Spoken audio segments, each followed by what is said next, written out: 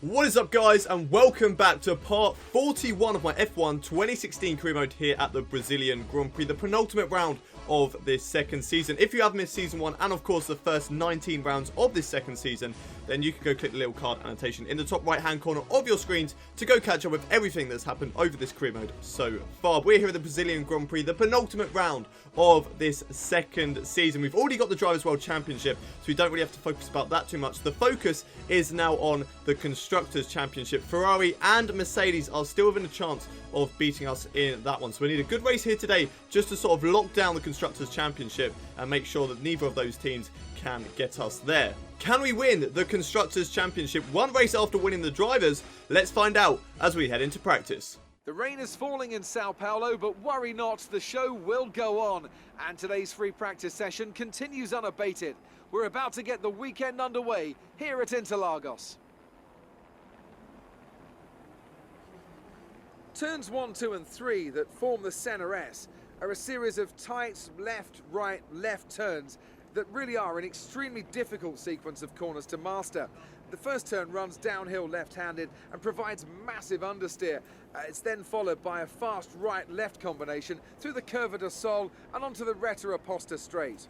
Added in 1990 when F1 racing returned to Interlagos, it is fitting that one of the best corners on the F1 calendar takes its name from one of the sport's greatest drivers, Ayrton Senna. Get this section wrong and you'll leave yourself open for the overtake on the approach to turn 4.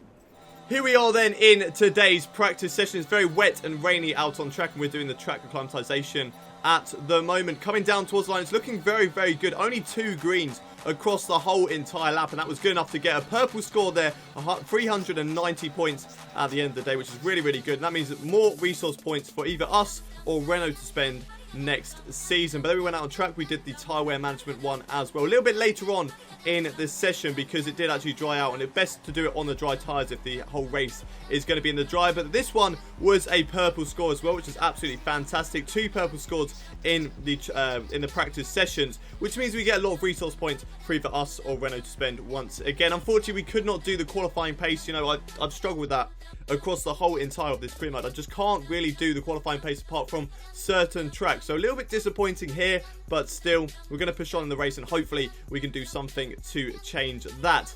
But after FP1, we are down in 15th position on those soft tyres. Not very good at the end of the day. Hopefully, we can improve on that in the qualifying session. And without any further ado, let's head over to qualifying. Welcome to qualifying here in Interlagos as the cars are readying up for what's likely to be a very important session.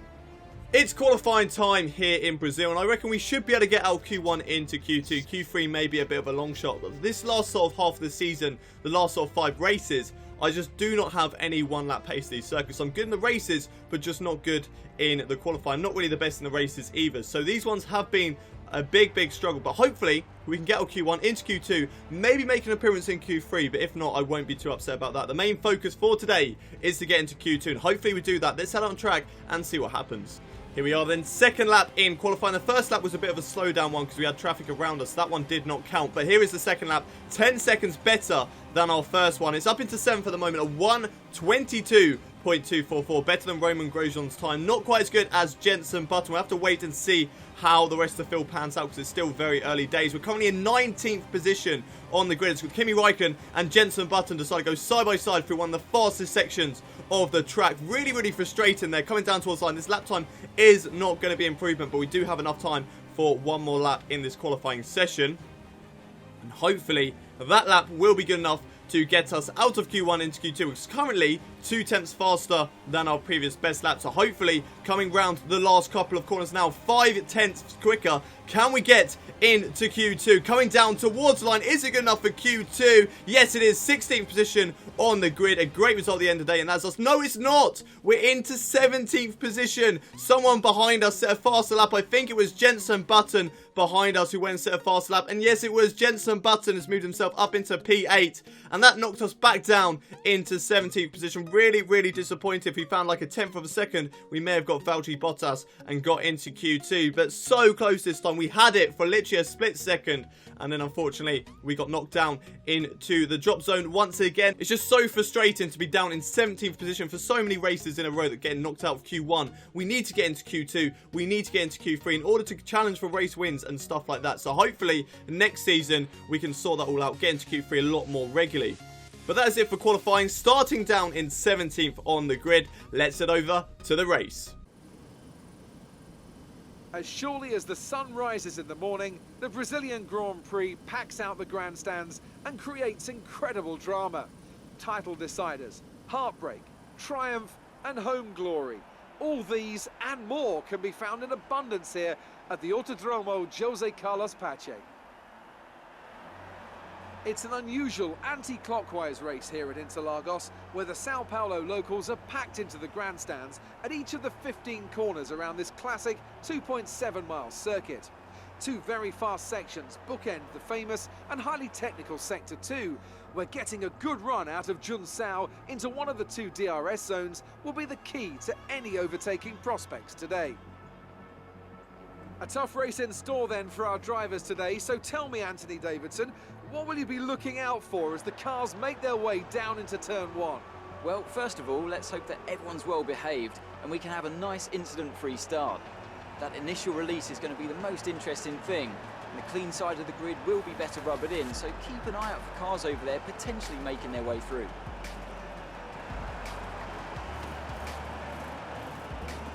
Okay, we've already won the championship, so relax and enjoy this race. It's race day here at the Brazilian Grand Prix, starting down in a very, very disappointing 17th position once again. But like I've said over the last couple of races, it just means that the race is going to be more exciting. We've got a lot of overtakes that we'll be able to do, starting on the hard tyres, pitting for the mediums, and then pitting for another set of mediums towards the end of the race. The rain might come down before the end of the race, so we do need to be aware of that as well. But here we are getting away for the formation. Now we've got Fernando Alonso ahead of us on the grid. He's on the soft tyres, and I think quite a lot of other drivers behind us are on the hards. I think quite a lot of other drivers on the track entirely are actually on the hard tyres. But here we are going down in towards turn 1 on the formation lap at the moment, making sure that Fernando Alonso stays ahead of us. We don't want what happened with Max Verstappen in Mexico, where he just sort of stayed behind us for such a long time. But now we've all sort of sorted ourselves out. We're going to, get on with this formation lap, warm up our tyres, warm up our brakes, and make sure that we are nice and toasty for the start of the grid. And here we are on the starting grid. The lights coming on. 4, 5 red lights. Lights out, and away we go for the Brazilian Grand Prix. It's a good start compared to Valtteri Bottas. I'm going to pull over to the left-hand side. Possibly get the inside of all these drivers down in towards turn 1. Side by side with Felipe Massa. Maybe Nico Hulkenberg as well. Not quite. He just tucks in ahead of us. Felipe Massa and Sergio Perez go side by side. There's a collision in towards turn 1. Going to the back of Perez. And then I get a huge shunt there from Fernando Alonso. And that has me out of the race. I am out of the Brazilian Grand Prix. Let's have a look at a replay of exactly what went on there. So we need to look out for what happened between Felipe Massa and Sergio Perez. But here we are down in towards turn 1, side by side with all these guys. So it's 3 wide into turn 1. That was fine. Turn 2 is a little bit tighter. And Felipe Massa just does not give Sergio Perez any room at all. I go into the back of Sergio Perez, put myself into a spin, and Fernando Alonso just takes off my tyre. Doesn't even just wait for me to go through. He just barges himself through, and unfortunately that is me out of today's race. On board with Felipe Massa now. So I'm on his left-hand side. He's got Sergio Perez on the right, sort of in a sandwich at the moment, but there is enough room around. I give the room on the left-hand side. He doesn't give the room to Sergio Perez. He carries on nice and fine, like nothing has happened to his race. And Sergio Perez, meanwhile, let's have a look what's happened to him going down in towards turn 1. It's a poor start from the Force India driver. He gets overtaken by his teammate and the Red Bull of, I think, Daniel Ricciardo. Down in towards turn 1 now. He goes very, very wide to give Felipe Massa the room. Now in towards turn 2. No room given at all from Felipe Massa, and he goes off the track into the advertisement board. But no damage for Sergio Perez, so very, very good for his race. On board with Fernando Alonso now. He was the one who went into the side of me and lost my front tyre.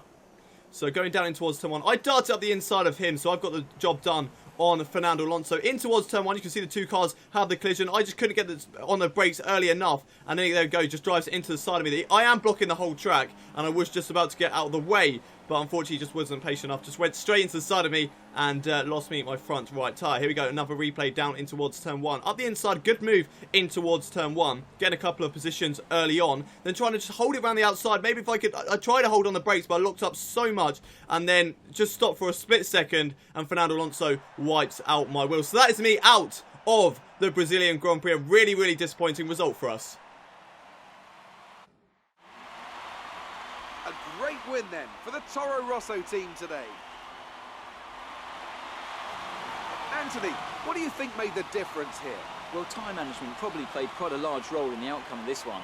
As ever, it's not just about speed, it's all about maintaining that speed consistently over a stint, over a race distance. So being able to keep up the lap times while still being smooth on the controls and gentle on the tyres, that's really where the race was won today. And look at this, they're coming out now. Toro Rosso have developed something of a reputation for forging exciting talent, and we can see that here. An incredible victory.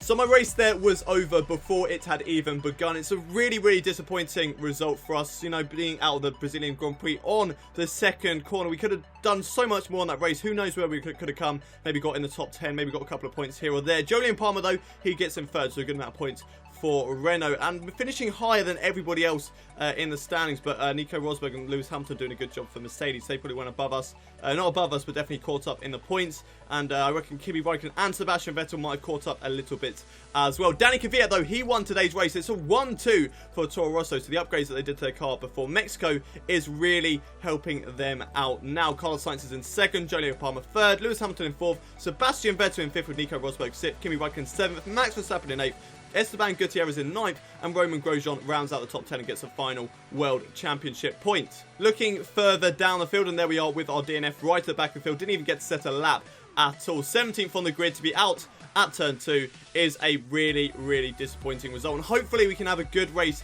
in the finale to make up for that one. No real strange strategies apart from Fernando Alonso. Maybe he had to pit for the front wing damage if he got any from going into the side of us. I would have expected him to get front wing damage from that collision, but I'm not too sure about that. In terms of other people's strategies, Daniel Ricciardo also doing a 4-stopper, but still managing to get 11th place, just missing out on the points there, so very, very disappointing for him. Let's take a look at the drivers' standings. Drivers' standings doesn't really affect us too much. We're still in the lead of that one. Kimi Raikkonen is obviously not going to catch us up there, and no real change at all between any of the drivers in the drivers' standings. Lewis Hamilton gets a little bit further away from his teammate Nico Rosberg, but the gap between those two is still only 4 points, with Sebastian Vettel very, very close behind them as well. Let's have a look at how this affects us in the constructors' standings, though, because that one is still open. And in the constructors, we still lead the way. The gap to Ferrari is now 41 points, which means we pretty much won the constructors' championship. But if Ferrari gets a 1-2 in Abu Dhabi, and me or Jolyon Palmer can only score 10th, or the highest result that we can score is 10th,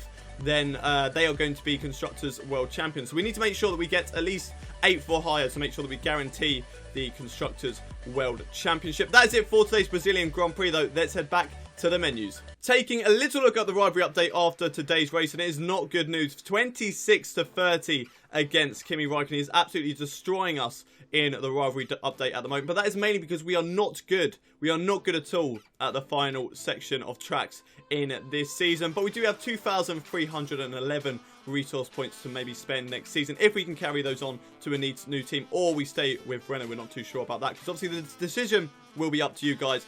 But that's it for today's very, very short Brazilian Grand Prix. A little bit disappointing that we were out on lap 2. But if you have enjoyed the episode, don't forget to smash that like button. Also, subscribe to my channel if you're new around here. We're going to have the Abu Dhabi Grand Prix either later today. I did say in the Mexican Grand Prix that I'd try and make it a double upload, but I'm not too sure whether that will be possible or not. I will try my hardest to try and get it out later on today. But if not, it will definitely be out tomorrow, which is Sunday. And of course, if you are subscribed to me, then you never have to miss an episode. But I will see you next time at the Abu Dhabi Grand Prix. Until then, though, it's goodbye from me.